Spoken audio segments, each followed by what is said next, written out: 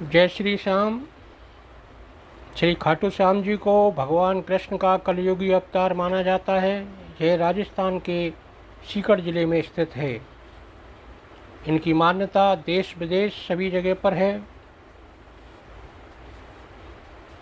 कौन है बाबा खाटू श्याम? खाटू श्याम असल में भीम के पौत्र और घटोत्कच के पुत्र बर्बरिक हैं। इन्हीं को खाटू श्याम के रूप में पूजा जाता है। बर्बरिक में बचपन से ही वीर और महान योद्धा के गुण थे और इन्होंने भगवान शिव को प्रसन्न करके उनसे 3 अभेद बाण प्राप्त किए थे और इसी कारण इन्हें 3 बाणधारी भी कहा जाता है। इस मंदिर की एक बहुत ही खास और अनोखी बात प्रचलित है। कहा जाता है कि जो भी इस मंदिर में जाता है इसे बाबा श्याम का हर बार एक नया रूप देखने को मिलता है। कई लोगों को उनके आकार में भी बदलाव नजर आते हैं। महाभारत के युद्ध के दौरान बर्बरिक ने अपनी माता अहिल्यावती के समक्ष इस युद्ध में जाने की इच्छा प्रकट की। जब माँ ने इसकी अनुमति दे दी तो उन्होंने माता से पूछा, मैं युद्ध में किसका साथ दूं?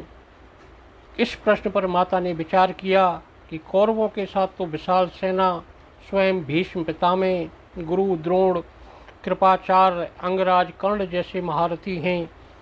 इनके सामने पांडव अवश्य ही हार जाएंगे। इसलिए उन्होंने बर्बरिक से कहा कि जो हार रहा हो तुम उसी का सहारा बनना। बर्बरिक ने माता को वचन दिया कि वे ऐसा ही करेंगे और वह युद्ध भूमि की ओर निकल पड़े। भगवान श्री कृष्ण युद्ध का अंत जानते थे, इसलिए उन्होंने सोचा कि अगर कौरवों को हारता देखकर बर्बरिक कौरवों के साथ देने लगा तो पांडवों का हारना निश्चित है।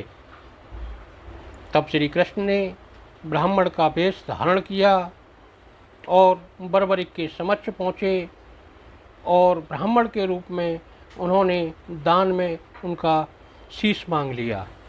बर्बरिक सोच में पड़े कि कोई ब्राह्मण मेरा शीश क्यों मांगेगा। यह सोच उन्होंने ब्राह्मण से उनके असली रूप के दर्शन की इच्छा व्यक्त की।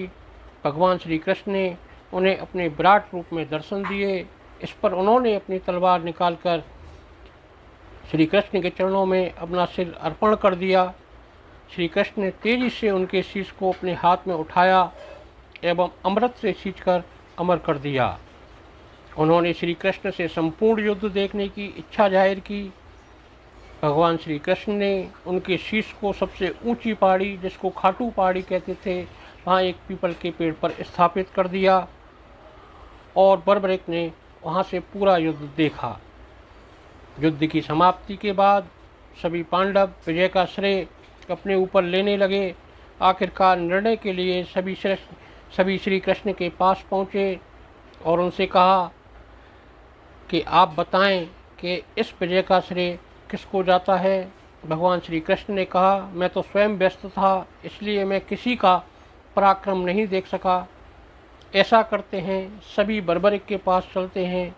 वहाँ पहुंचकर भगवान श्री कृष्ण ने उनसे पांडवों के पराक्रम के बारे में पूछा तो बर्बरिक के शीश ने उत्तर दिया, भगवान युद्ध में आपका सुदर्शन चक्र नाच रहा था और जगदम्बा लहू का पान कर रही थी। मुझे तो ये लोग कहीं भी नजर नहीं आए। बर्बरिक का उत्तर सुन सभी की नज़रें झुक गईं। तब श्री कृष्ण ने उनसे प्रसन्न होकर उनका नाम श्याम रख दिया। अपनी कलाएं एवं अपनी शक्तियां प्रदान करते हुए भगवान श्री कृष्ण ने कहा कि बर्बरिक, धरती पर तुमसे बड़ा दानी ना तो कोई हुआ है और ना ही कोई होगा। माँ को दिए वचन के अनुसार तुम हारने वाले का सहारा बनोगे। लोग तुम्हारे दरबार में जाकर भी जो भी मांगेंगे, इस तरीके से आप उनकी इच्छाओं की पूर्ति करेंगे। खाटू श्याम का मंदिर जो संपर्क में आया उसकी भी एक कथा है। लगभग 11वीं सदी में एक स्थान पर जब भी गाय पहुंचती थी तो गायों का दूध अपने आप निकलने लग जाता था। उस समय के राजा रूप सिंह चौहान ने ऐसी कई घटनाएं सुनी और घटनाओं को देखा। तब वहाँ के नीचे की खुदाई की गई। खुदाई में एक शीश मिला। उस शीश को फिर खाटू श्याम के मंदिर के नाम से स्थापित किया गया।